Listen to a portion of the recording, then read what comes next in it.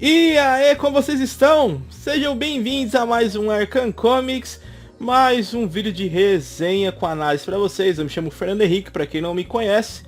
E bora lá que hoje vamos falar de mais uma edição, lançamento aí dos Mutantes. Então, vamos conferir hoje X-Men Volume 8. Publicação da editora Panini, ritual como sempre, né?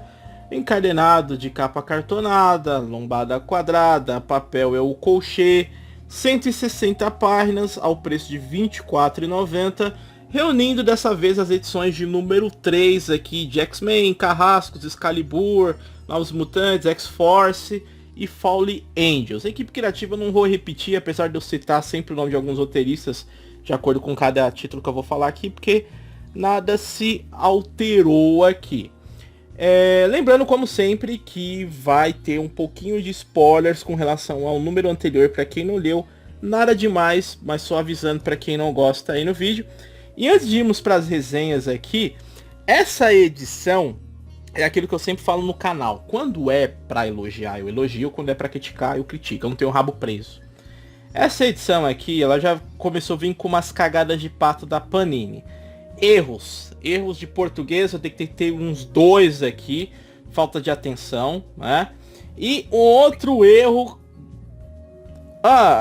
eu não posso mostrar aqui, porque se eu for mostrar aqui nessa edição, eu vou dar spoilers, porque é uma página que divide com a outra. Mas essa edição, pegar aqui o número 7, ela vem com a capa repetida, que é a número 2 de Novos Mutantes. Eles repetiram essa capa neste volume 8 aqui, sendo que era pra vir a capa da edição número 3, fora os errinhos de português aqui, Aí depois você pega o Gibituber que fica lambendo, puxando o saco. Errar é humano, que a Panini erra tão pouco, quantas outras mídias de jornal, revista erra. Errar pouco é humano, né? Mas do jeito que a Panini faz aqui, um pouco mais de atenção aos editores, o pessoal que revisa, por favor, né? Porque daqui a pouco começa a vir, além da edição, já não sei lá, a excelência de barato, daqui a pouco vem balão em branco, página repetida, essas marmotas que a Panini tá acostumada a fazer, principalmente em publicação caríssima pra cacete, depois fica lá com frescura pra trocar. Enfim, bom, vamos começar aqui nosso vídeo de resenha, falando da primeira edição, que é a de X-Men, do Jonathan Hickman. E bom, aqui essa história ela tá começando a mostrar tanto o Hickman como o Benjamin Percy que Krakoa parece a casa da mãe Joana. Já foi invadida uma vez, aqui essa história ela é invadida uma segunda vez por um grupo, acreditem, de senhorinhas, o quarteto jurássico, quarteto geriátrico. Umas velhinhas marotas invadem Krakoa aqui com umas roupas espalhafatosas, uma inclusive com uma roupa que tem uma máscara com um bico de pássaro, parecendo aquelas figuras dos médicos lá na época da peste negra. E essas velhinhas se denominam um grupo chamado Hordicultura, que tem um objetivo estranho ali em Krakoa. É contado um pouquinho das intenções delas, são uma espécie de eras venenosas da terceira idade. E além de mostrar o que elas pretendem fazer com Krakoa e o restante do mundo, colocam aqui elas para com os mutantes, tendo uma situação de diálogo e até uns momentos engraçados aqui. É mais uma coisa que o Hickman joga nessa história, pra amarrar mais à frente, explica algumas coisinhas, outras deixa no ar. É uma história bem bizarra, né? Mas eu vou falar um pouco mais disso pra vocês na parte de análise. Bom, depois temos a terceira edição de Fallen Angels. E não adianta eu dizer pra vocês, eu estaria mentindo se dizer que aqui melhorou, né?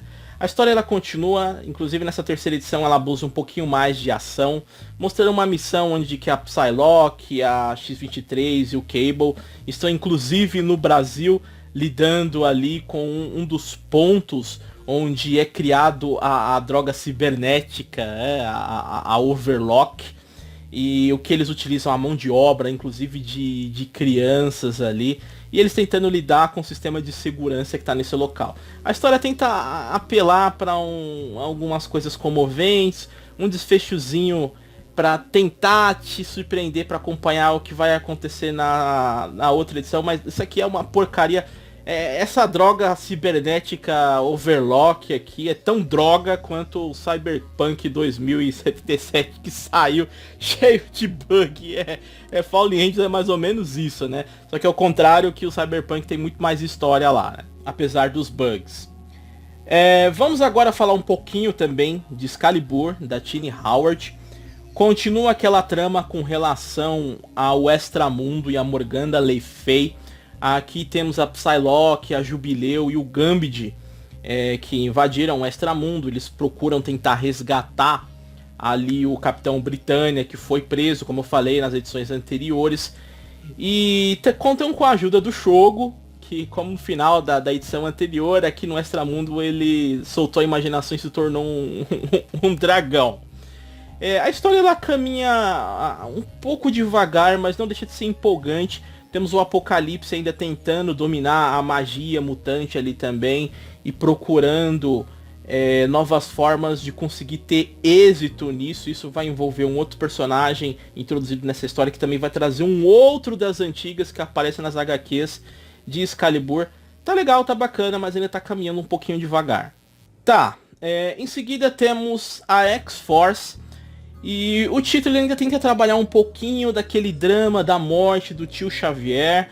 Apesar de que todos sabem, agora com esse sistema de Krakoa, de trazerem todos de volta à vida, acaba não convencendo um pouquinho esse drama por parte dos mutantes, esse abalo.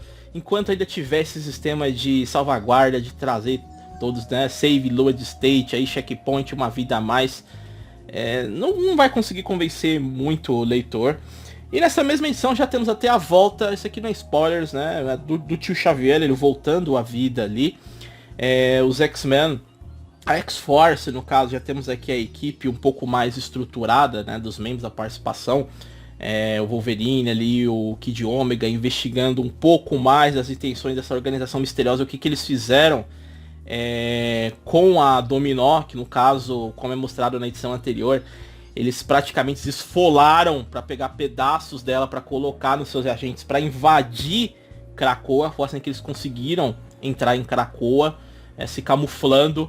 Inclusive esse é um ponto na história que até chama a atenção, que consegue ser marcante da forma como a Dominó ela foi tratada pelos seus sequestradores ali. Tem umas ceninhas de ação com umas criaturas que parecem Ataque dos Titãs, né? Pra quem assistiu ou leu o mangá aí, sabe o que eu tô falando, é bem surreal. E temos um pouco mais de desenrolar com relação a essa organização que eu batizei, né, da Corte dos Pavões, que aqui nessa história ganha um nome, né? Mas é que eu vou continuar chamando de Corte dos Pavões aí, que eu me acostumei aqui. Mas aqui já temos um pouco de desenrolar de quais são as intenções deles, apesar de ter ficado na cara, né? E o nome dessa organização que chama Xeno. Mas vamos chamar de Corte dos Pavões e tá bom demais. Enfim, continuamos aqui com Novos Mutantes, do que eu gostaria de fazer até uma ênfase aqui, que na resenha anterior eu falei do Hickman, né? Só do Hickman, mas o Hickman ele dá uns pitacos nesse título aqui, mas quem escreve mais é o Ed Brisson, o Ed Brisa para quem preferir. E essa edição aqui, ela deixa de foco a equipe dos Novos Mutantes que estão no espaço e foca um pouco mais nos Jovens Mutantes que estão em Krakoa. Então temos aqui a participação dessa história da Armadura e do Glob junto ali com a Maxime, a Manon, isso para quem leu ali Fabulosos X-Men, né, e do Bendis deve conhecer, né, esses irmãos, a Dinamite também, a Sábia.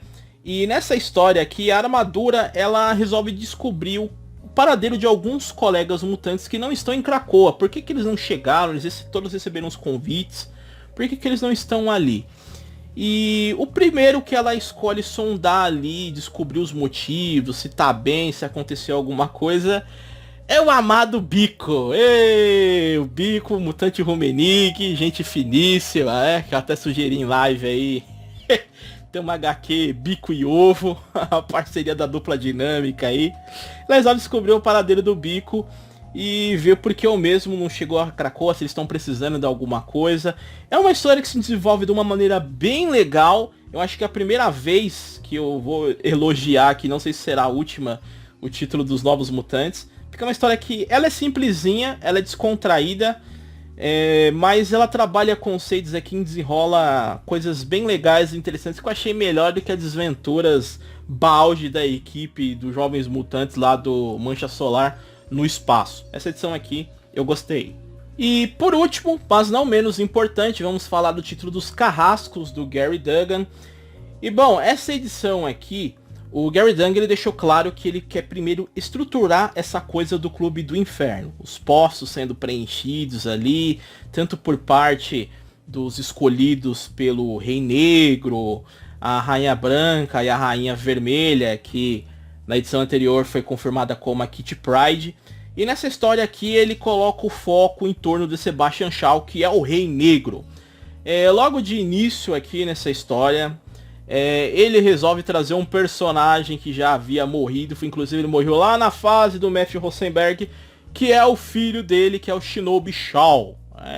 Então eu já tô dizendo isso aqui porque é o que acontece logo no princípio da história. Se eu não falar esse ponto aqui, eu pararia a minha resenha só 5 segundos falando o que é essa história e ficaria bem porco. E pra quem conhece, né, o Sebastian Shaw e o Shinobi, sabem que eles não são os pai e filho mais queridos e amados do mundo, né? Eles têm uma relação bem conturbada de um querendo matar o outro. E ao trazer o garoto de volta, ele aproveita certas brechas ali para mostrar o que ele perdeu, qual é a atual situação de Krakoa, a posição em que o paizão se encontra no Clube do Inferno. Ele vai explicando todo o contexto geopolítico de Krakoa, a estrutura do comércio marítimo do Clube do Inferno e tal, para o seu filho ali tentar amenizar, fazer um pouco as pazes. É uma trama que ela é bem construída de uma forma interessante. Você tem aquele hit sacana também e manipulador e sarcástico do Sebastian Shaw ressaltado aqui. É aquele estilo também impetuoso, rebelde também do Shinobi.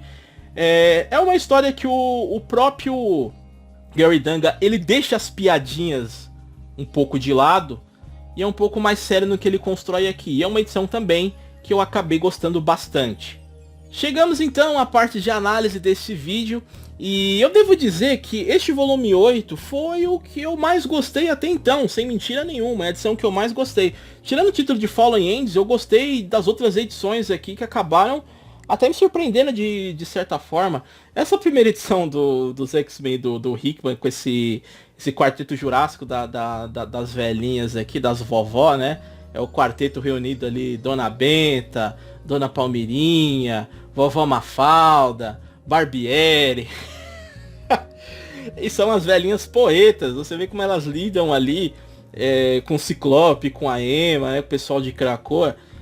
É bizarro e ao mesmo tempo engraçado. Posso ser que quem lê isso aqui fala, porra, mano, o Hickman, nossa, o cara tá brisado. O cara colocando umas velhinhas ali, porradeira, loucas, invadir. Como são as velhas, né? Elas trabalham com plantas, são uma espécie de era venenosa da terceira idade. São pesquisadoras, cientistas, botânicas.